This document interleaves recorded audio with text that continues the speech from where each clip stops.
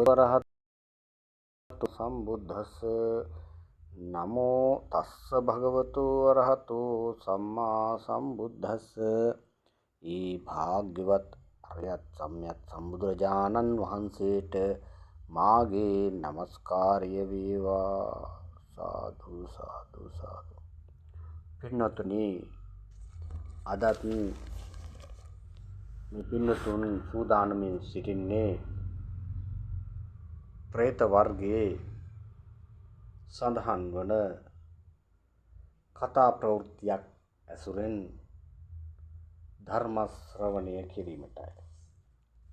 මෙම ප්‍රේත වස්තු කතාව නම වශයෙන් සඳහන් වන්නේ සාරිපුත්‍ර ඉත්තවීර මාතෘ ප්‍රේත වස්තුව කියලා.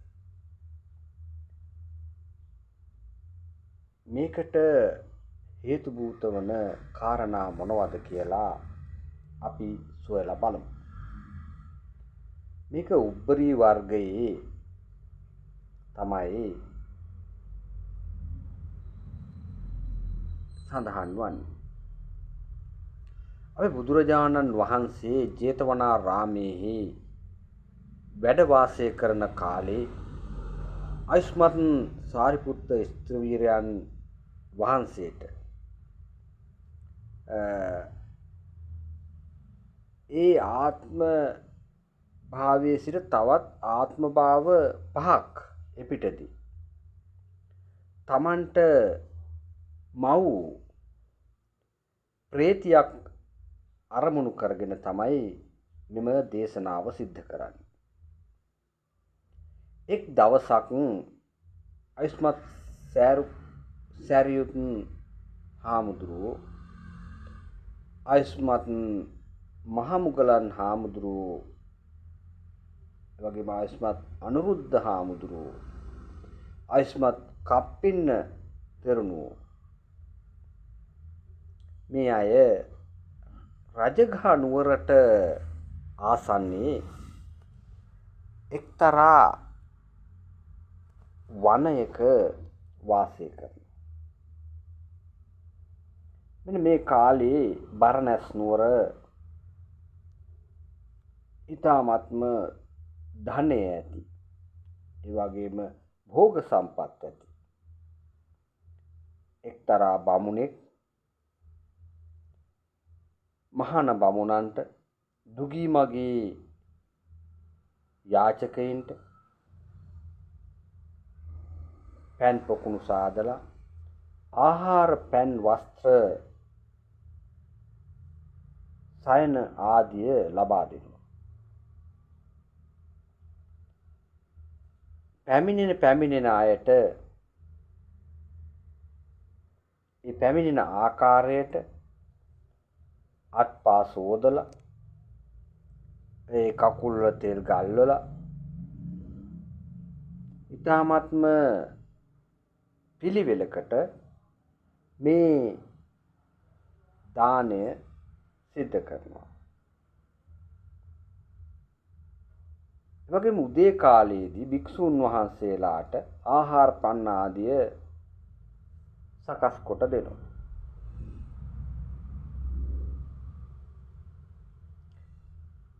මෙන්න මේ බමුණා තමන්ගේ ව්‍යාපාර කටයුතු සඳහා පිටත් වෙලා යනකොට තවත් අයට මේක පවර්ලා තමයි යන්නේ. ඒ කියන්නේ විශේෂයෙන්ම භාර්යාව මූලික කරගෙන, භාර්යාව ප්‍රධාන කරගෙන මේ කටයුත්ත පවර්ලා යනවා. මේ තැනැත්තියත් මොකද කරන්නේ? එහෙනම් හොඳයි කියලා පිළි අරගෙන මේ බමුණා තමන්ගේ ව්‍යාපාර කටයුතු සඳහා වෙනත් රටකට පිටත් වෙලා ගියාට පස්සේ ඇය මොකද කරන්නේ? මේ භික්ෂූන්ට දෙන දාණය නතර කරනවා. ඒ වගේම නතර වෙන්න එන දුගී මගේ යාචකයින්ට අත්හැරලා දාලා තියෙන දි รา පත් වුණු ශාලා ආදිය පෙන්වනවා. ආහාර පාන ආදිය ගන්න මේ යාචකයන් ආවට පස්සේ උන්ට ප්‍රකාශ කරනවා නුඹලා අසුචි අනුභව කරන්න. මුත්‍රා බොන්න. ලේ බොන්න. නැත්නම් නුඹලාගේ අම්මලාගේ තාත්තලාගේ හිස් මොළ කන්න. මෙන්න මේ ඉතාමත්ම අප්‍රසන්න විදිහට ඉතාමත්ම රළු වචන කියන්නට ගත්තා. මෙන්න මේ තැනැත්තිය මෙහෙම අර බමුණා විසින් ඉතාමත්ම පිරිසුදුව පවත්වගෙන ආපු ශ්‍රද්ධාවෙන් පවත්වාගෙන ආපු දන්වැට සම්පූර්ණයෙන්ම විනාශ කරලා දානවා. ඒ කටයුත්ත සම්පූර්ණයෙන්ම නතර කරලා දානවා. නතර කරලා දාලා විතරක් නෙවෙයි. එහිදී ප්‍රකාශ කරන ලද වචන කොයිතරම් නිග්‍රහසුළු ආකාරයේද කියලා පැහැදිලි වෙනවනේ බණපු වචන තුල. මේ කාලය කියන එක පින්වතුනි අපිට ඉතාමත්ම දිගයි වගේ දැවුනට ජීවත් වෙනකොට හිතෙනවා අද දවස ගෙවිලා යන්නේ නැහනේ. එළි වෙන්නේ නැහනේ.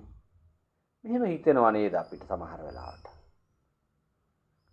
නමුත් අපි මේ ගත කරන මනුස්ස ජීවිතය ඉතාමත්ම කෙටි. ඒක අපිට නොදැනීම ගෙවිලා යනවා. නොදැනීම ගෙවිලා යනවා. ඒ වගේ මේ කාන්තාවන් තමන්ගේ ආයුෂය ගෙවිලා ගියා අර වැඩ කටයුත්තක් නතර කරලා කාලය ගෙවිලා ගියා. ඇයට මොකද වෙන්නේ මැරුණාට පස්සේ? ඇය പ്രേත යෝනියක ගිහින් ඉපදිනවා.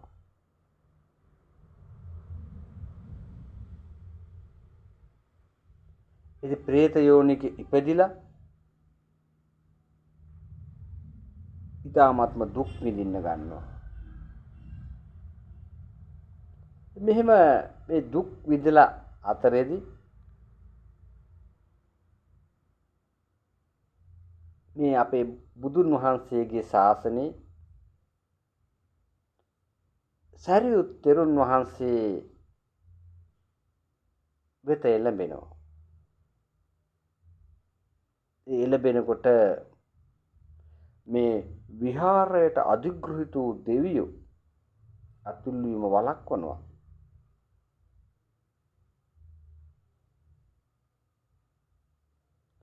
ඊට පස්සේ අය මොකද කරන්නේ? අය මෙහෙම ප්‍රකාශ කරනවා. මම මේ සාරිපුත්‍ර ස්තවීරයන් වහන්සේගේ අම්මා කෙනෙක් වෙලා හිටියා. මීට ජාතීන් 5කට ඉස්සෙල්ලා. ඒ නිසා මට උන්වහන්සේ දැකීමට අවසර දෙන්න. අනේ කාරණේ මතක් කරාට පස්සේ අර දෙවියෝ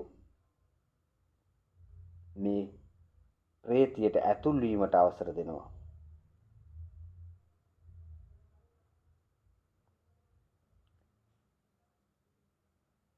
ඇතුල් වුණාට පස්සේ ඇතුල් වෙලා මේ තෙරුන් වහන්සේට ඇයව දක්වනවා.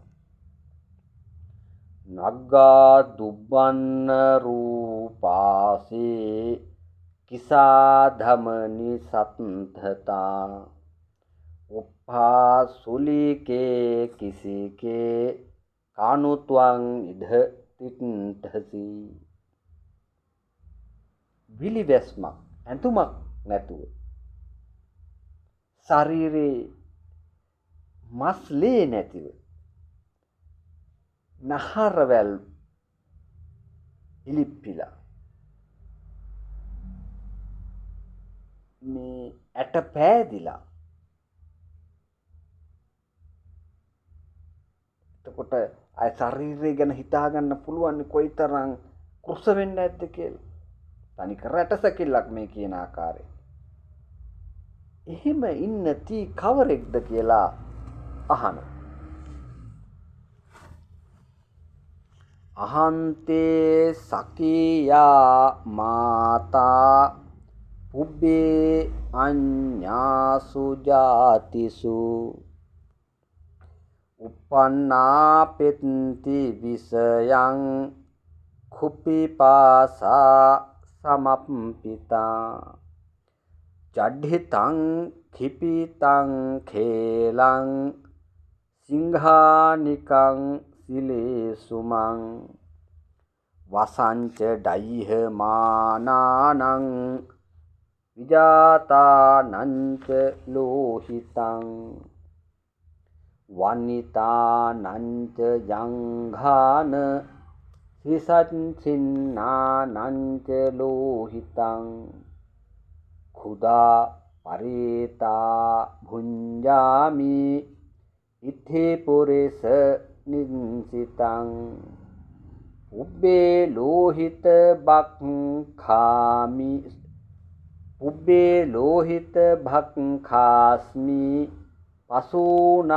මානුසානංච අලේන අනගාරාච නීලමංච පරායනා දේහි පුත්තක මේදානං දත්වාන උද්දිසාහි මේ අපේව නාම මුංචෙයං උබ්බලෝහිත භෝජනා. මෙන්න මේ ආකාරයෙන් අර ප්‍රේතිය විස්තරයක් කරනවා.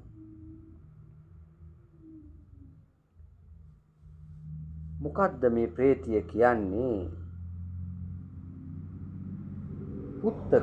පුතණ්ඩ මා සඳහා දානයක් දෙන්න. මා උදෙසා පින් අනුමෝදන් කරන්න. මම මේ දැන් ලේ සැරව අනුභව කරමින් ඉන්නේ.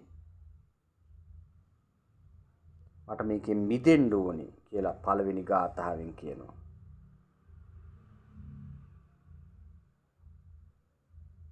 මිට පෙර ආත්ම භාවයක නුඹේ අම්මා වෙලා මම හිටියා. මිට අවුරුදු ඒ කියන්නේ 5 වෙනි ආත්ම භාවයේදී ප්‍රතිසන්දි වශයෙන් പ്രേත ලෝකයට දැන් ඇවිල්ලා ඉන්නවා. ඊ타ත්ම සුදා පිපාසාවෙන් යුක්තව.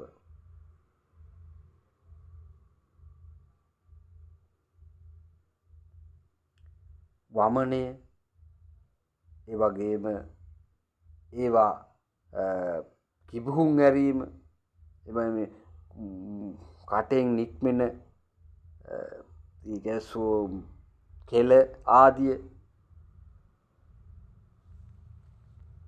මෙන්න මේ දෑ මේ කියන ඒවා ඒ කියන්නේ ශරීරයෙන් පිට වෙන සියලුම අපද්‍රව්‍ය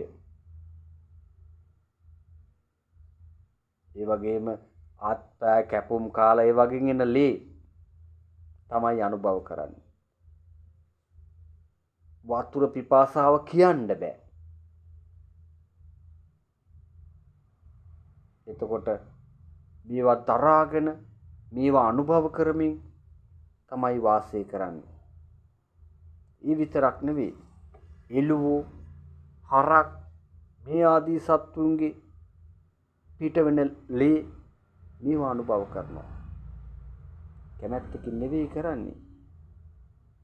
ඒ වගේම සොහොන් වල දාලා තියෙන අසුචි අනුභව කරනවා. ඒ වගේ මිනි දවන ලද අඟුරු බොහෝ කොට ඇති සොහොන් වල තමයි නිදාගන්නේ. ඒ නිසා පුත්‍රයන් මා උදෙසා දානයක් දෙන්න. ඒ දක්ෂිනාව මට ලැබුණොත්, ඒ පින මට අනුමෝදන් කරොත්,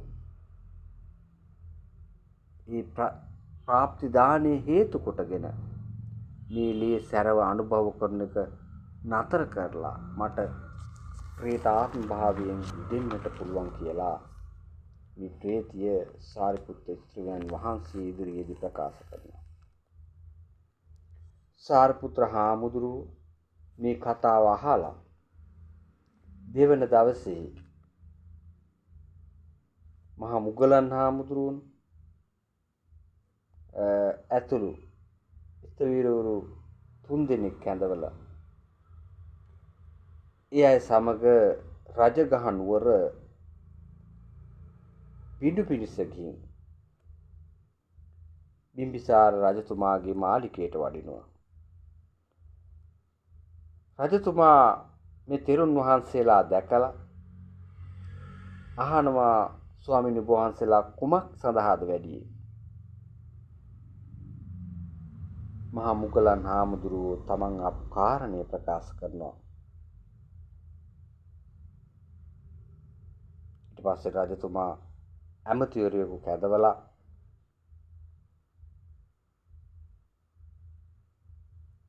මේ ඇමතිවරයාට කියනවා මේ නුවර ආසන්නයේ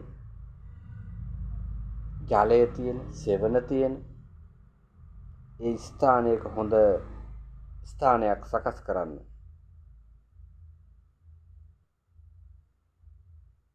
එහෙම සකස් කරලා මේ භික්ෂුන් වහන්සේලාට පූජා කර්ම සඳහා ලබා දෙනවා. ඒ වගේම ඒ ස්ථානයේ කියන්නේ දානමාන ආදිය දෙන්න සුදුසු ස්ථානයක් තමයි මේ සකස් කරන්නේ. එහෙම සකස් කරලා මේ බුද්ධ ප්‍රමුඛ මහා සංඝයාට සුදුසු සියලු පිරිකර වස්ත්‍ර ආදිය ඒ ස්ථානයට තබලා සාරිපුත්ත ස්ත්‍රයන් වහන්සේට මේක බාර දෙනවා. ඊට පස්සේ මේ සාරිපුත්ත හාමුදුරුවෝ අර ප්‍රේතිය වෙනුවෙන් බුද්ධ ප්‍රමුඛ මහා සංඝයා වහන්සේට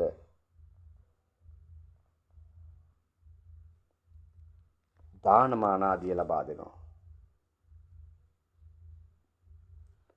ඒ දානමාන ආදිය දීම සමගම ඒ පින් අනුමෝදන් වෙලා අර ප්‍රේතිය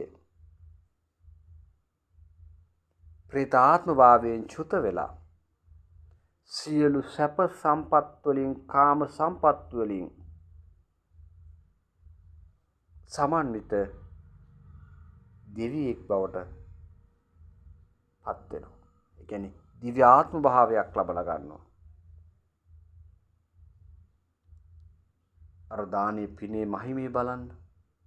බුද්ධ ප්‍රමුඛ මහා සංඝයාට දෙන දානීය පිනේ අර ප්‍රේත ආත්ම භාවයෙන් චුත වෙලා දිව්‍ය ආත්ම භාවයක් ලබා ගන්නවා. ඒ ආත්ම භාවය ලබාගෙන පහුවෙනිදා මහා මුගලන් තෙරුන් වහන්සේ වෙත ඇවිල්ලා වඳිනවා. ඊට පස්සේ මහා මුගලන් තෙරු හාමුදුරුවෝ අහනවා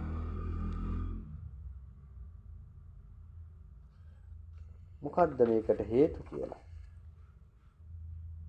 අනේ ඊට පස්සේ මාතුයා වචනං සුත්වා උපනිස්සෝනු කම්පකෝ ආමන්තයින් මොග්ගල්ලානං අනුරුද්ධංච කම්පිනං. දයාවත්තු සාරිපුත්‍ර හාමුදුරුවෝ මේ පෙරාත්ම භාවයේ මවගේ වචන අහලා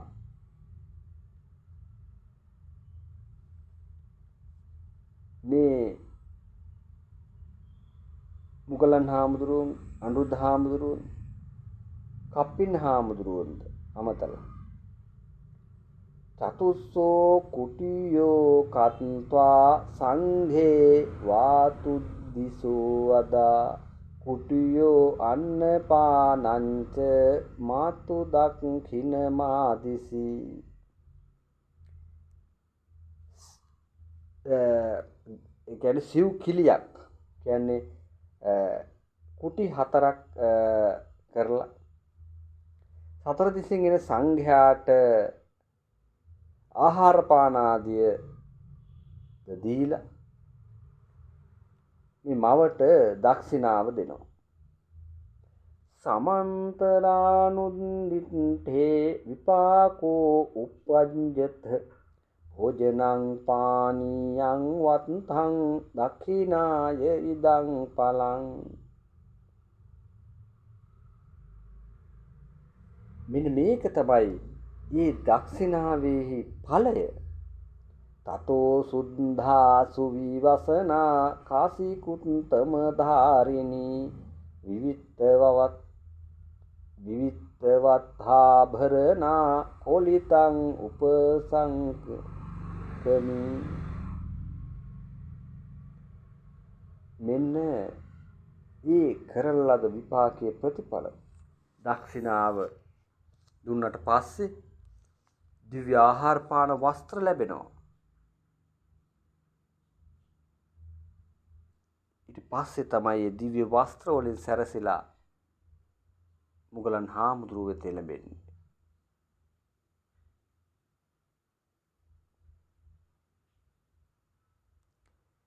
එතකොට මහා මුගලන් ආව දැන් මෙයා සාරිපුත්‍ර හාමුදුරුවන්ගේ මව කියලානේ එන්න අතන සඳහන් වුනේ. ඒතර මුගලන් හාමුදුරුවෝ ගාවට තමයි එන්නේ.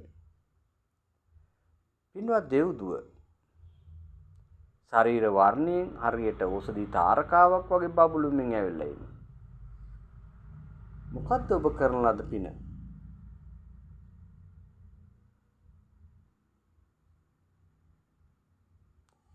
ඊට පස්සේ තමයි මේ ස්ක්‍රීඩි කියන්නේ මම පෙර ආත්ම භාවයක සරියුත් හාමුදුරුවන්ගේ මව. නමුත් අකුසල කර්ම කරලා ප්‍රේතාත්ම භාවයක ඉපදුනා. නමුත් නැවත ඇවිල්ලා සාරිපුත්ත හාමුදුරුවන්ට මේ විස්තරය කිව්වට පස්සේ උන්වහන්සේ කරන ලද දානමය කටයුතු වල ආනුභාවයෙන් නැවතත් මම දිව්‍ය ආත්ම භාවයකට පත් වෙනවා. ඉතින් පින්නතුනි මේ සාරිපුත්‍ර ස්තවීර කතා වස්තුවේ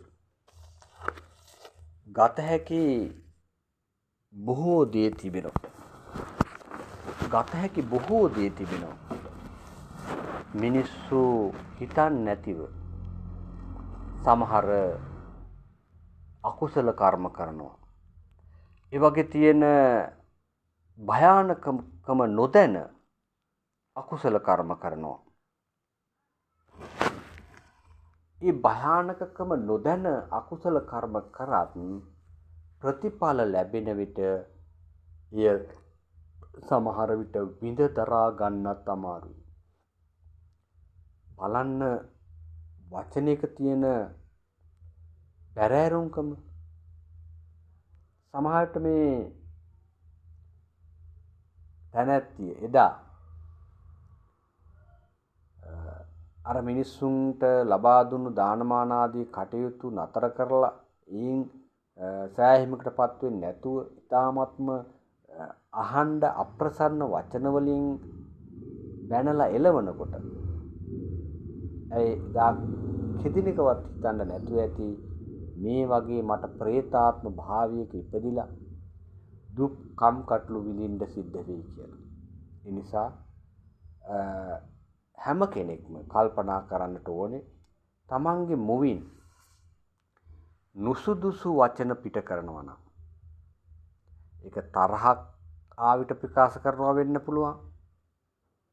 තමන්ගේ වෛරයක් රිමහා ගන්නට ප්‍රකාශ කරනවා වෙන්නට පුළුවන්. මේ කියන කුමන කාරණයකින් හෝ තමන්ගේ මුවින් අප්‍රසන්න වචන පිට කරොත් එහි විපාක විඳින්න සිද්ධ වෙනවා. ඒ විපාකය යහපත් එකක් වෙන්නේ නැහැ. ඒ විපාකය ලගන්නාසුළු එකක් වෙන්නේ නැහැ. ඒ විපාකය ප්‍රසන්න එකක් වෙන්නේ නැහැ.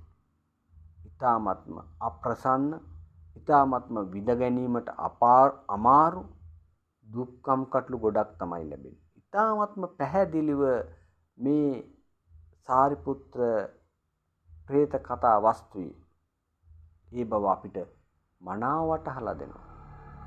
සමහර අයගේ මුවින් නිරන්තරයෙන් පිට වෙන්නේ පරුස වචන, අහන්න අප්‍රසන්න වචන. එහෙනම් ඒ ප්‍රතිඵලය අපිට හිතා ගන්න පුළුවන් නේද? එහෙම අප්‍රසන්න වචන පිට කරන නිරන්තරයෙන් අප්‍රසන්න වචන පිට කරන පුද්ගලයන්ට උන්ට අනාගතයේ ලැබෙන ප්‍රතිඵලය අපිට දැන් හිතා ගන්න පුළුවන්. ඒ කියන්නේ අනිවාර්යයෙන්ම ප්‍රේතාත්ම භාවයක් තමයි උන්ට ලැබෙන්නේ. සමහරට අපායේ දීර්ඝ කාලයක් දුක් විඳලා ඉන් අනතුරුව ප්‍රේතාත්ම භාවවල ඉපදිලා තවත් දීර්ඝ කාලයක් දුක් විඳින්න සිද්ධ වෙනවා මේ අප්‍රසන්න වචන නිසා. මිනිස්සුන්ට අහන්න අකමැති වචන ප්‍රකාශ කිරීම නිසා. ඒ නිසා හොඳට මතක තියාගන්න වචන භාවිතා කරන විට ප්‍රසන්න වචන භාවිතා කරන්න. හොඳ වචන භාවිතා කරන්න. මිනිස්සුන්ට දෙන දේවල් දුගී මගේ යාචකයන්ට දෙන දේවල් කිසිම අවස්ථාවක වළක්වන්නට යන්න එපා. ඒවට අකුල් හෙලන්නට එපා. ඒවට ගරහන්න එපා. ඒවට නිඳා කරන්න එපා. ඒවට අපහාස කරන්න එපා. ඒවට උපහාස කරන්න එපා. එහෙම කළොත් අනිවාර්යයෙන්ම ඔබටත් ප්‍රේත ආත්ම භාවයක ඉපදිලා දීර්ඝ කාලයක් දුක් විඳින්න සිද්ධ වෙනවා. ඒ දුක් විඳින්න කවුරුත් කැමති නැහැනේ. දුක් විඳින්න කවුරුත් කැමති නැහැ. එහෙනම් දුක් විඳින්න අකමැති නම් ඔබ මේ කියන කටයුතු වලින් ඈත් වෙන්න. අප්‍රසන්න වචන කියන එකෙන් ඈත් වෙන්න. ඒ වගේම මිනිස්සුන්ට ඊර්ෂ්‍යා කරන එකෙන් ඈත් වෙන්න. ගර්හා කරන එකෙන් ඈත් වෙන්න. එහෙම ඈත් වුණොත් ඔබට යහපතක් උදා වේවි. ඒ වගේම බලන්න සිල්වතුන් වහන්සේගේ තියෙන බලමහිමය, ශික්ෂාපදයක් ආරක්ෂා කිරීමේ තියෙන බලගතුකම. ඔබත් පංචශීලයේ රකින්නවනම් ඔබ ළඟත් විශාල බලයක් තිබෙනවා. ඔබ බුදුන් වහන්සේ සරණ ගිහින් නම් ඉන්නේ. ඔබ ධර්මයේ සරණ ගිහින් නම් ඉන්නේ. ඔබ සංඝයා ආර්ය මහා සංඝයා සරණ ගිහින් නම් ඉන්නේ. පංචශීලයේ රකින්න කෙනෙක් නම් ඔබ තුල විශාල පුණ්‍ය මහිමයක් තිබෙනවා. ඔබට යම් කෙනෙක් දානයක් දුන්නොත් ඒ ප්‍රතිඵලය විශාලයි. ඒ නිසා ඔබ නිරන්තරයෙන්ම පංචශීලය ආරක්ෂා කරන්න. බුදුන් දහම් සඟුන් සරණ යන්න. කිසිම අවස්ථාවක බුදුන් දහම් සඟුන් ඇර වෙන කිසිම පිහිටක් නැහැ. බුද්ධං සරණං ගච්ඡාමි, ධම්මං සරණං ගච්ඡාමි, සංඝං සරණං ගච්ඡාමි. පළවෙනිවත් දෙවෙනුවත් තෙවෙනුවත් බුදුන් සරණ ගිහින් ඉන්න ඔබ කිසිම අවස්ථාවක මොන පාදක කම් කටළු ආවත් මේ සරණය බිඳ ගන්න එපා. මේ සරණය බිඳෙනවා ඔබ වෙන සරණක් ගියොත්. වෙන සරණවල් කියන්නේ මොකද? ඔබ ක්‍රිස්තියානි ආගමේ දේවල් අදහන්න පිළිගන්න ගියොත් ඔබ සරණය බිඳ ගන්නවා. මිත්‍යා දෘෂ්ටික ආගම්. ඒ ධර්මතා ඒ වගේ තුල කිසිම ධර්මතාවයක් නැහැ. ඔබගේ ධර්මයන් තුල ඒවා මිනිස්සුන්ට මවලා පෙන්වන දෙයක් පමණයි තිබෙන්නේ. ඒ නිසා මේ අන්‍ය ආගම් තුලට ඔබ ඇදිලා යන්නට එපා. ලෙඩ හොඳ කරනවා කිව්වට, මේ සැප සම්පත් උදා වෙනවා කිව්වට ඔබ සරණය බිඳ ගන්න එපා. ඔබට යම් විටක සමහර විටක ඔබ ඊ타ත්ම දුප්පත් වෙන්නට පුළුවන්. ඔබ කරදර වලින් පීඩා විඳිනවා වෙන්න පුළුවන්. ලෙඩ දුක් වලින් පීඩා විඳින වෙන්න පුළුවන්. ඔබේ දරුවෙක් අම්මා තාත්තා ලෙඩ දුක් වලින් පීඩා විඳිනවා වෙන්න පුළුවන්. නමුත් ඒවා හොඳ කරගන්න කියලා අන්නේ සරණවල් යන්නට එපා. යාඥාවන් පසුපස දුවන්නට එපා. එහෙම දිව්වොත් ඔබේ සරණය බිඳෙනවා. බුදුන් දහම් සඟුන් සරණ ගියේකේ සරණය බිඳගත්තොත් ඔබ ඊට වඩා කරගන්නා වූ අයහපතක් නැහැ. නිසා කිසිම අවස්ථාවක ලෙඩ දුක් සුව කර ගැනීමේ පරමාර්ථයෙන් යයි ඔබව රැවටීමට උත්සාහ කරන අය පසුපස ගොස් රැවටෙන්නට එපා. ඔබට තියෙන එකම සරණ, එකම පිහිට, එකම ආරක්ෂාව බුදුන් දහම් සඟුන් සරණ යාම පමණයි. ඒ සරණ ගොස් ඔබ සීලය ආරක්ෂා කරන්න. ඔබ සීලය ආරක්ෂා කරමින් කටයුතු කළොත්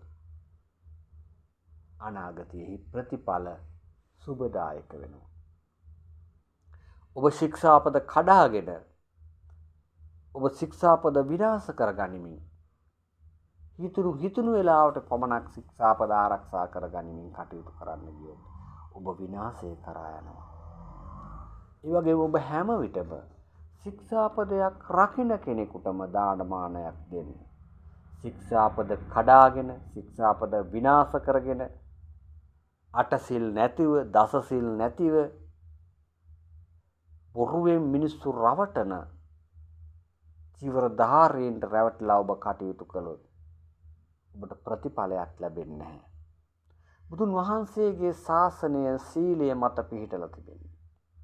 බුදුන් වහන්සේගේ ශාසනය සීලය මත පිහිටලා එතනින් එහාට තමයි අනිත් ප්‍රතිඵල ලැබෙන්නේ. එහෙනම් පංචශීලය ආරක්ෂා කරන්නට ඕනේ. අටසිල් ආරක්ෂා කරන්න උත්සාහ කරන්න ඕනේ. දසසිල් ආරක්ෂා කරන කෙනෙක් නම් දසසිල් අනිවාර්යයෙන්ම ආරක්ෂා කරන්නට ඕනේ. එහෙම නැතුව අපි අටසිල් වල ගත්තොත් එහෙම අබ්‍රහ්මචර්යා වේරමණී සික්ඛාපදං කියලා ශික්ෂාපදයක් තියෙනවා. මේවත් සමාදන් වුණු අයටත් ඒ වගේම චීවරය දරාගෙන ඉන්න භික්ෂූන් වහන්සේලාට සප්තවිධ මෛතුන සේවනයෙන් වැළකීම. සප්තවිධ මෛතුන සේවනයෙන් වැළකිනකොට ස්ත්‍රීන්ගේ නූල් පොට කුදුරාග සාගත සිතින් ස්පර්ශ කරන්න බෑ. ස්ත්‍රීන් ඉපදින දිව්‍ය ලෝකවල උපදින්න ප්‍රාර්ථනා කරන්න යන්නේ.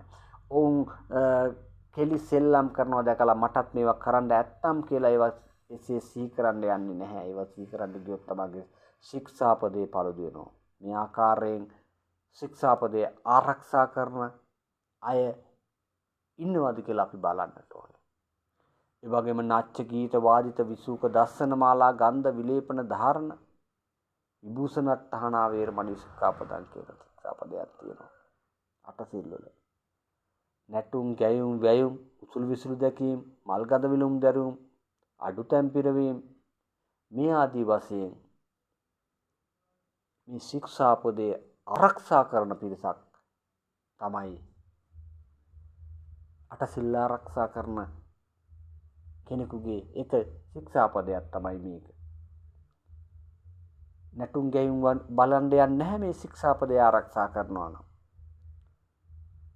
නැටුම් ගැයුම් ඒ වගේම ගීත ගායනා කරන්නේ මේ ශික්ෂාපදේ ආරක්ෂා කරනවා නම්.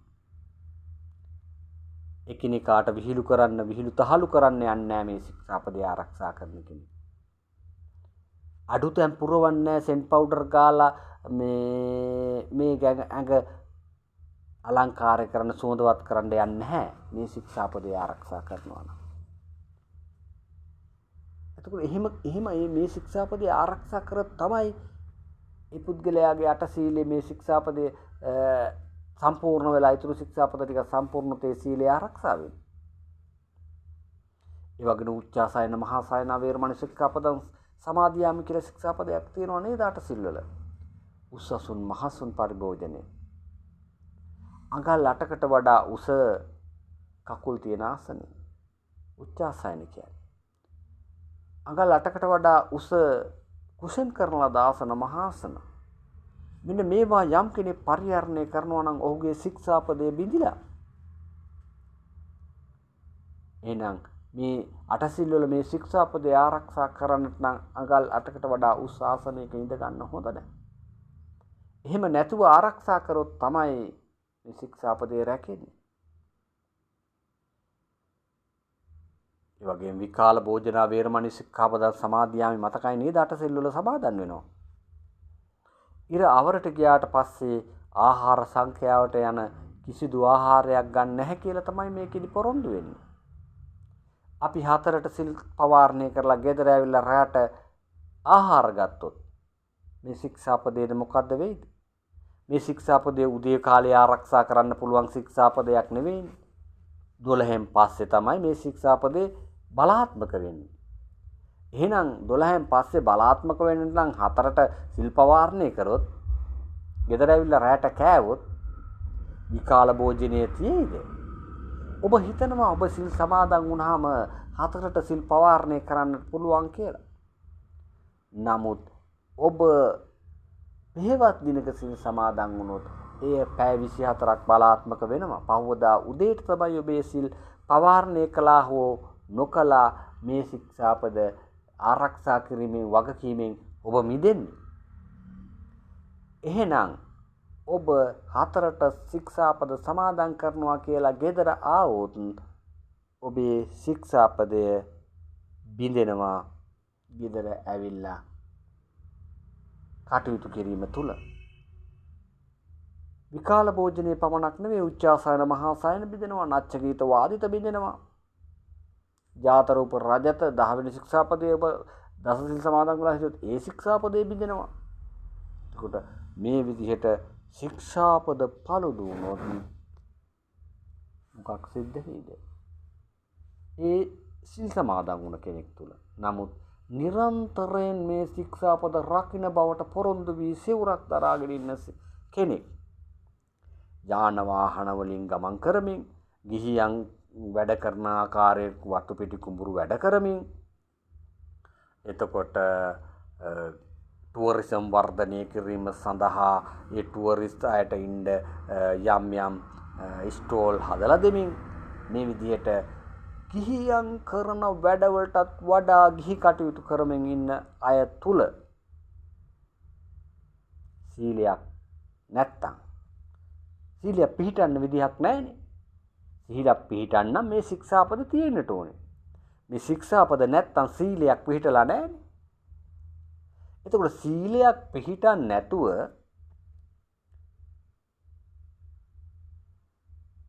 ඒ ගරු බුහුමන් ලැබීම තුල ඒ දෙගොල්ලොන්ටම හානියක් වෙනවනේ. වෛද්‍යවරයාගේ කිට් එක දාගෙන ඉඳලා වේදනාලාව කරේ එල්ලගෙන ඉඳලා අර එන අයට බෙහෙත් දුන්නොත් මොකද වෙන්නේ? ලෙඩ මරණයටපත් වෙනවා නේද? ඊහා සමානම වැඩක් තමයි මේ සිවුර විතරක් දරාගෙන ඇතුළ හිස් වෙලා ශික්ෂාපද වලින් තොරව ගිහියන්ට බණ කියන්න, උන්ගේ දානමාන ආදී පිළිගන්නට ගියොත් දෙගොල්ලොන්ට මහ විනාශයක් වෙනවා. දෙගොල්ලොම විනාශ වෙලා යනවා. ඇයි? ප්‍රතිඵල නැහැ. ප්‍රතිඵල නැති වෙන්නේ මොකද? මේ ශික්ෂාපද ආරක්ෂා කරලා නැහැනේ. ශික්ෂාපද ආරක්ෂා කරොත් නේ ප්‍රතිඵලය ලැබෙන්නේ. නිසා හොඳට මතක තියාගන්න, බුදුදහමේ කටයුතු කරනකොට සීලය තමයි ප්‍රධාන වෙන්නේ. සීලය මත පිහිටලා තමයි අනිකුත් කටයුතු කරන්නේ. ඒ මත පිහිටලා කටයුතු කරොත් තමයි ප්‍රතිඵල ලැබෙන්නේ. කුඩාණු කුඩා ශික්ෂාපදේ කඩනවා නම් එතනින් එහාට තියෙන ලොකු ශික්ෂාපද ආරක්ෂා කරනවා කියන එක නොවෙනවා කියලා තමයි ධර්මයේ සඳහන් වෙන්නේ. එනිසා ඔබ ඉගෙන ගන්න, ඔබ ධර්මය අහන්න, ඔබ ධර්මයේ පිළිපදින්න, ඔබ ධර්මය අහන්න ඔබට ධර්මයේ පිළිපදින්න හිතෙනවා නම් ඔබට පේනවා ධර්මයේ කඩන පුද්ගලයන් තුල ගුණ ධර්ම නැහැ කියලා. වුන් සමාජයේ රැවටිල්ලක් තමයි මේ කරන්නේ කියලා.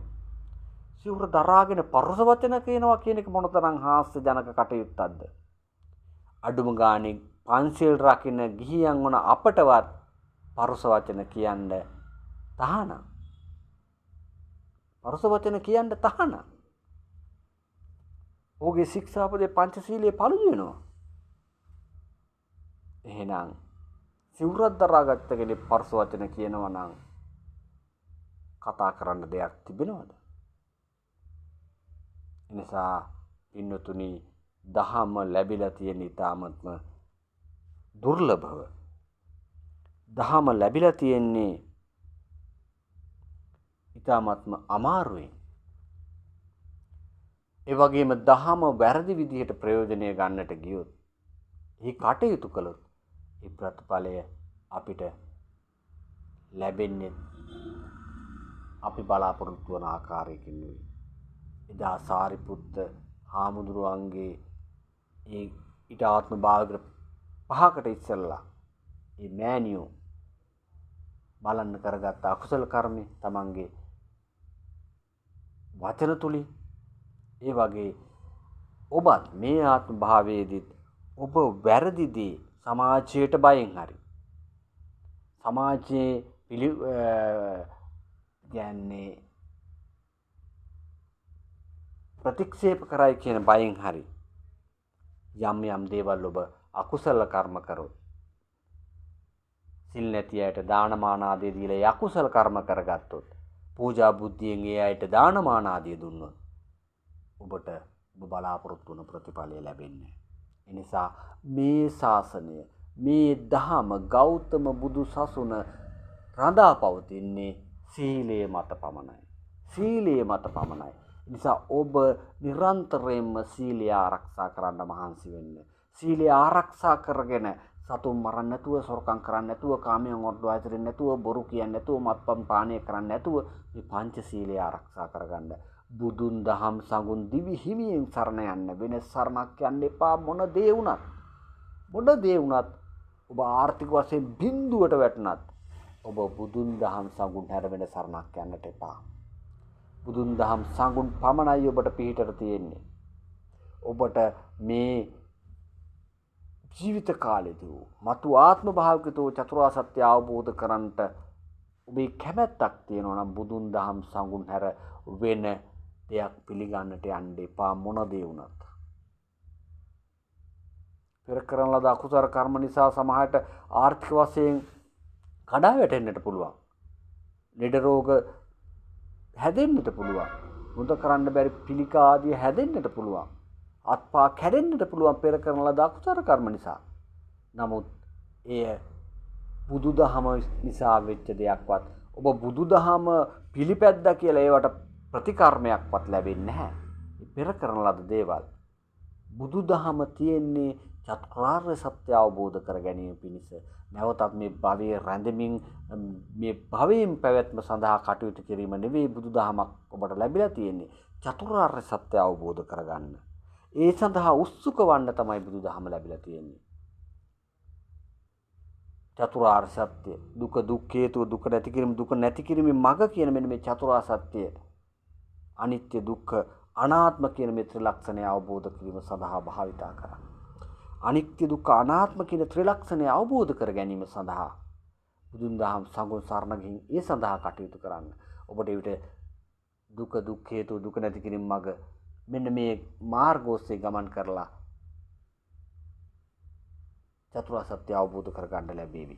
ඒ නිසා ඒ උතුම් චතුරාර්ය සත්‍ය අවබෝධ කර ගැනීම සඳහා මේ ප්‍රකාශ කරන ලද වචනයන්, දහම් වචනයන්, ධර්මය ඔබට පිළිසරණක් වුණා නම්, මේ දහම් ඔබට ක්‍රියාත්මක කරන්න අදහසක් ආවා නම්, ඒ කාන්තයෙන් මට මේ චතුරාර්ය සත්‍ය අවබෝධ කර ගැනීම සඳහා හේතු වාසනා වේවා කියලා ප්‍රාර්ථනා කරන්න.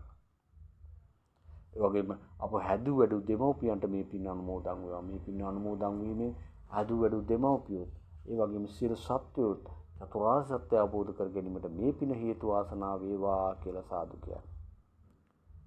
සියලු දේව භූත සදාවට ප්‍රජාවට පින් අනුමෝදන් කිරීම සඳහා මෙසේ ප්‍රකාශ කරන්න. එත්තාවතාචාම්හෙහි සම්පතං පුඤ්ඤ සම්පදං සබ්බේ දේවා අනුමෝදන්තු සබ්බ සම්පත්ති සිද්ධියා.